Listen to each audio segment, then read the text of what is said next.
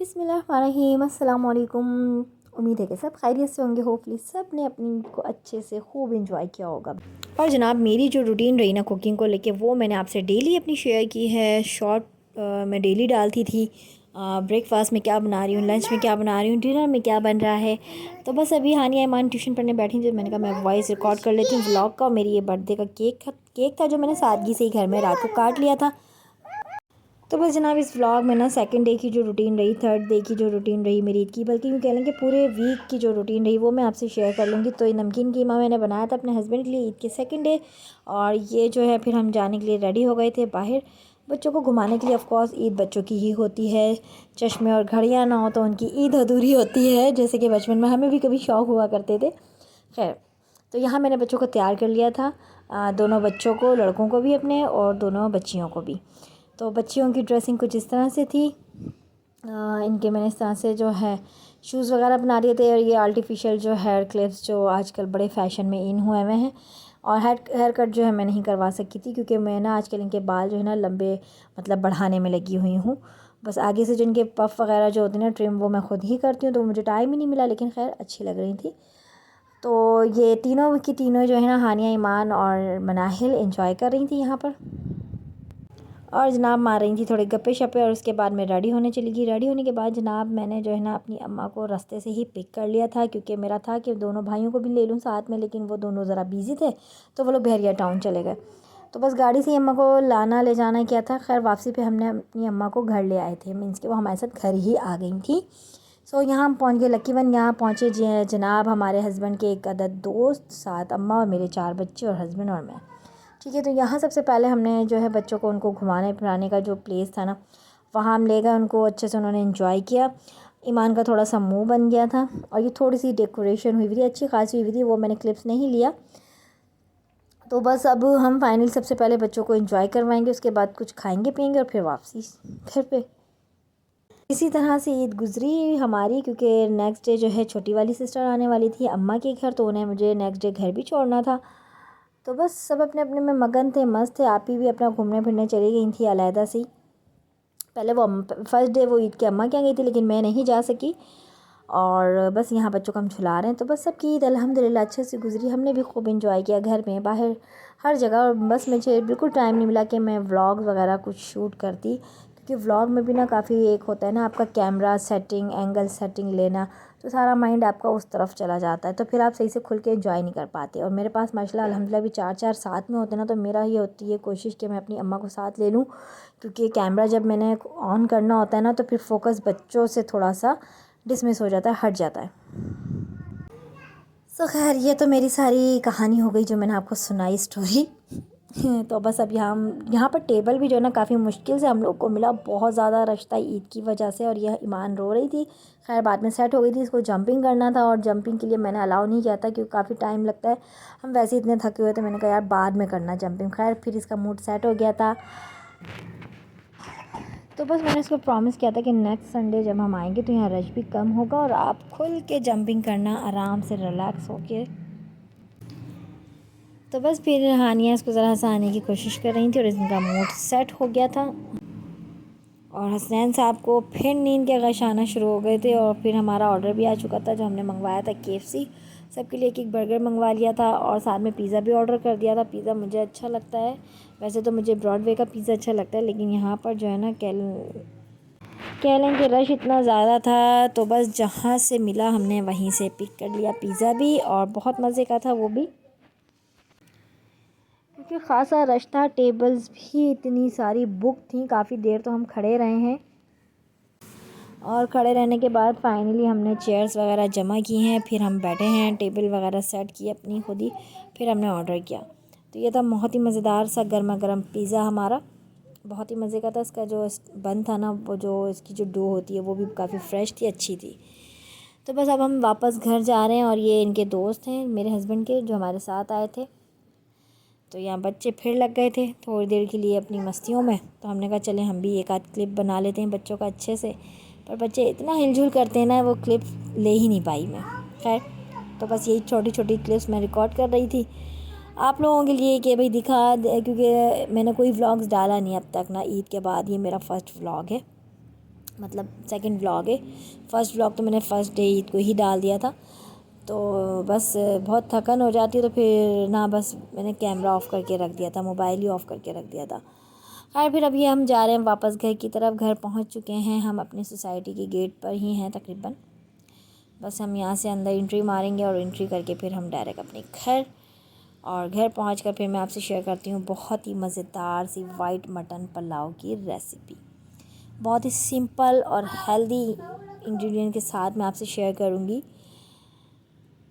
साथ अम्मा को भी हमने ले लिया था वापसी पर कि मैं आपको कल ड्रॉप करवा दूँगी घर पर। तो बच्चे ज़रा खुश हो गए थे और भी कि नानू उनकी रुक रही हैं घर पर ही, तो हम अपनी अम्मा को घर ही साथ ले आए थे।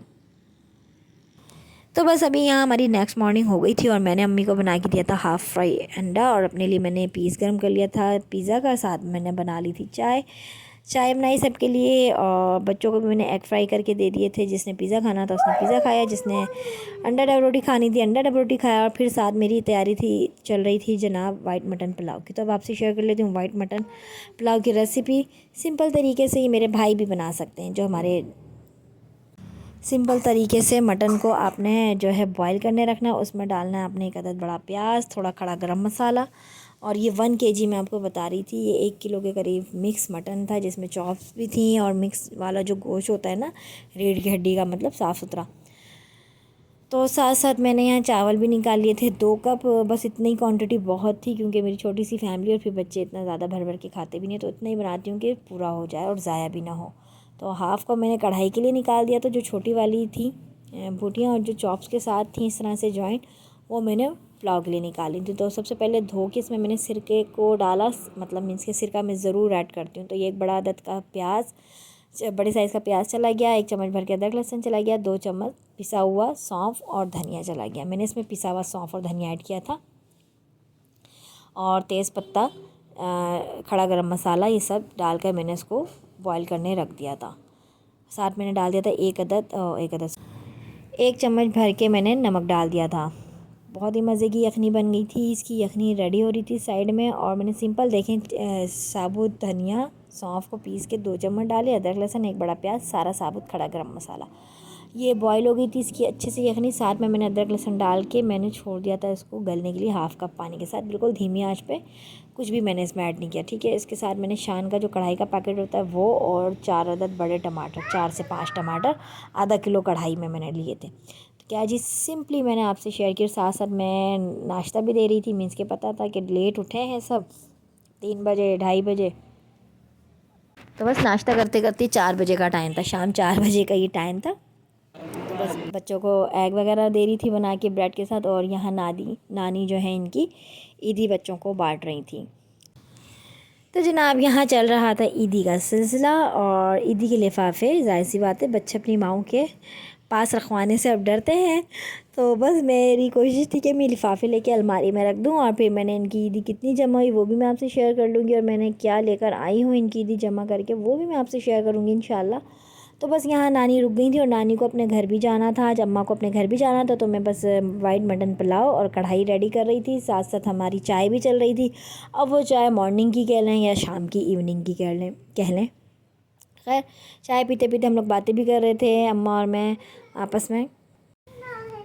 तो बस हमारी बातें भी चल रही थी, साथ साथ चाय भी चल रही थी, और खाना भी बन रहा था। घर भी माशाल्लाह साफ़ सुथरा पड़ा हुआ था, क्योंकि मेरा ऐसा होता है कि मैं लेट नाइट ही घर समेट लेती हूँ। जब मुझे पता होता है कि मैट ने नहीं आना है तो सारे काम अकेले ही समेटने, तो हाथ ही चीज़ों को समेटती हूँ। तो बस इस तरह से ये देखें इनकी ईदी, जो बच्चे रखवाने से अब डरते हैं अपनी माओं के पास, क्योंकि माएँ जो है स्पेशली ईदी देसी ज़बान में कहें तो खा लेती हैं माएँ ईदी खा लेती हैं, माएँ जो होती हैं ईदी खा लेती हैं, लेकिन हम उन माओं में से नहीं है। तो मेरा ऐसा होता है कि मैं ईदी जिसकी जो होती है वो जमा करके एक साइड रखती रहती हूँ। फिर मुझे लगता है कि मुझे ये लेना चाहिए तो वो फिर मैं ले लेती हूँ। मैंने क्या क्या लिया वो भी मैं आपसे शेयर कर लूँगी इंशाल्लाह नेक्स्ट व्लॉग में। तो ये शाम का टाइम था, मगरिब हो चुकी थी माशाल्लाह, मगरिब की अज़ानें हो रही थी, और यहाँ मैं बस फटाफट भगाड़ लूँगी पुलाव को। पुलाव भगाड़ने के लिए मैंने क्या किया कि मैंने लिया एक अदद बड़े साइज़ का प्याज, उसको गोल्डन फ्राई कर लिया। साथ में यहाँ मैंने टमाटर डाल दिया, कढ़ाई का पैकेट डाल दिया। सिंपल तरीके से मैंने आपसे कढ़ाई शेयर की कि मैंने गोश्त डाला, गोश्त में डाला जी अदरक लहसुन, उसको मैंने गला लिया, गलाने के बाद टमाटर और कढ़ाई का पैकेट साथ चला गया। पुलाव को भी मैंने क्या किया कि पुलाव की बोटियाँ अलहदा से सेपरेट करके उसमें 1 पाव दही डाला और 1 पाव दही डालने के बाद उसको फ्राई किया। फ्राई करने के बाद मैंने कुछ नहीं डाला, सिंपल चावल डाल के उसको बॉईल कर लिया उसी की यखनी के साथ। तो बहुत ही हेल्दी और टेस्टी ये है लाइट मसालों के साथ, क्योंकि अब गर्मियाँ समर स्टार्ट है। तो कोशिश करें कि दही में पकाएं खाने को, यखनी में पकाएं और कम मसालों के साथ कुक करें। इतना मसाला की जो है ना, मसाले डाल कर ना भुना भानी ना करें, भुने हुए मसालों से गुरेज करें। कम लाइट हेल्दी मसालों के साथ खाना बनाएं। कोशिश करें कि दही में बनाएं और बहुत मज़े का ये बना था वाइट मटन पुलाव।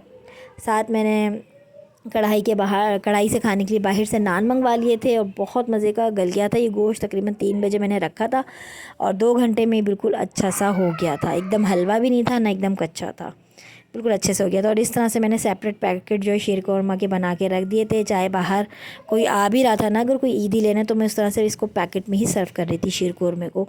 चाहे वो मेरी मैड हो गई, गाड़ी जो धोने वाला होता है वो हो गया, या जो भी बाहर से ईदी मांगने वाले आते हैं, जो बाहर के जो लोग होते हैं सोसाइटी के साफ़ सफाई वाले जो बाजी ईदी दे रहे हैं, तो उनको भी मैंने इसी तरह से सर्व किया था शीर कौरमा। और ये मैं भी नहा धो के फ़्रेश हो गई थी, मैंने ड्रेस चेंज कर लिया था।